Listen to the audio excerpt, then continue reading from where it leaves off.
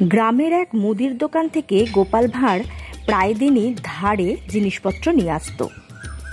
গোপাল ভাঁড় যেহেতু রাজা কৃষ্ণচন্দ্রের খুব কাছের মানুষ ছিলেন, সেই ভয়ে মুদির দোকানের লোকটি কিছুতেই আর টাকা চেয়ে উঠতে পারছিল না। ধারের পর ধার, পাছে কৃষ্ণচন্দ্র তাকে রাজ্য ছাড়া করে, এই ভয়ে কিছুতেই গোপালের কাছ থেকে টাকা চাইতে পারে না। রাগও হয় তার। একদিন তার বাড়িতে ছেলে অসুস্থ। সেদিনও গোপাল ভাঁড় তার দোকান থেকে ধারে জিনিস কিনতে আসে। তখন লোকটি বলে, গোপাল, আজকে কিন্তু টাকা দিয়ে জিনিস নিতে হবে। আজ আমার বাড়িতে ছেলে অসুস্থ, আজ আমার টাকার প্রয়োজন।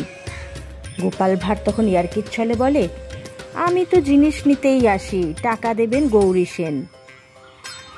এই কথা শুনে লোকটি ভাবল, গৌরী সেন হয়তো রাজা কৃষ্ণচন্দ্রের কোষাগারের কেউ, সে হয়তো এসে টাকা শোধ করে যাবে।